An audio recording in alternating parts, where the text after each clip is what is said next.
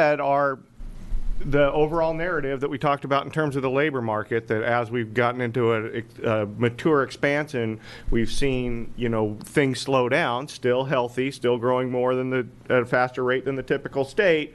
But nevertheless, we've come down from where we were in 2014, 2015 at the height of the expansion.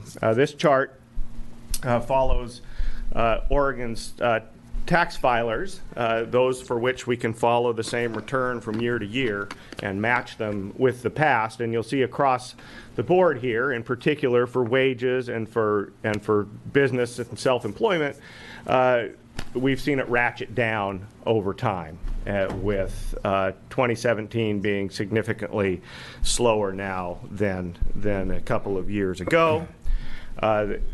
The jury's still out on some of this. Some of the flexible income, we're seeing a lot of movement from our high-income households, where they're really reporting some pretty large numbers here in terms of capital gains and some of the business income.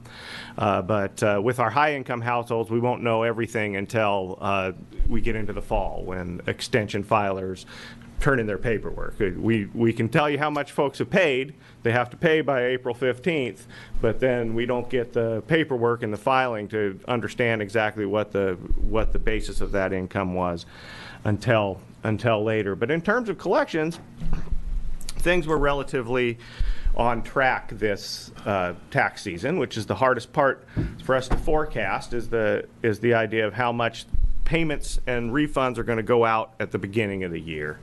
And I've showed this to you before. These are cumulative charts throughout the filing season. So we start in January in terms of payments, the dark red line being this year.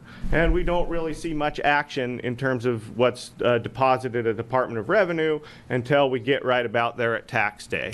And then for the next couple of weeks, they really start digging through those pile of returns and sending stuff to the bank. And with refunds, the pattern's a little earlier. Folks that get refunds tend to file earlier in the process. This year there was a little bit of delay because the federal filing was delayed.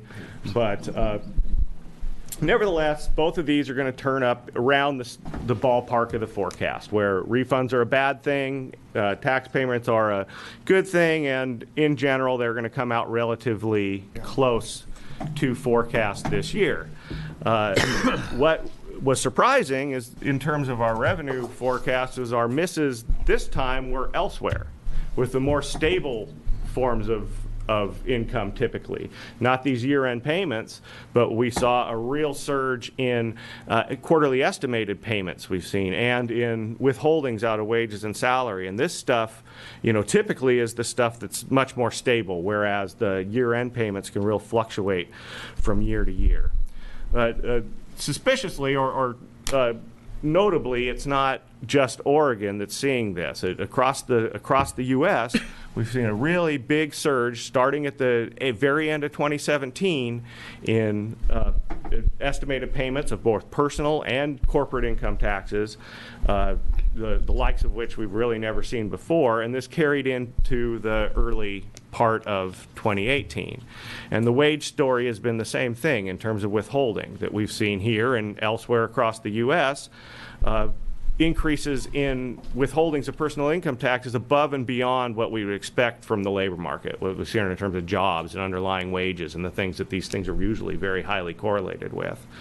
The story there is most likely bonus payments, where we do see when people decide to pay a lot of bonuses, which anecdotally were going on at the end of 2017 and even into March, which is the traditional bonus period. We've seen a tremendous amount of payment here. Well, why is all this going on? Why is there this shifting and a lot of estimated payments up front and a lot of bonuses being taken and the like? Well, the fact that it's going on across the U.S. Suggests that it's a similar cause across states. And what people are pointing toward is tax reform, particularly the federal tax reform and the incentives that are created there. And the main one, we saw a lot of publications at the time and newspapers saying, oh, you want to prepay your state taxes because they're going to limit this and the federal return and things like that. We don't allow that in Oregon, but there is certainly a clear incentive across both tax types, corporate and personal, was to try to pull as much of the cost side of your ledger into 2017 when rates were high, and push as much of the income as you can out into 2018 or 2019 when taxes were low.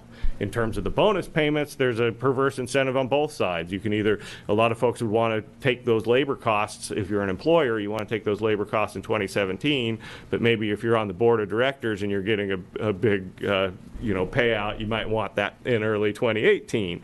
So we've seen both, and this increase, is a big driver of the upward revision that we're going to see in this quarterly forecast.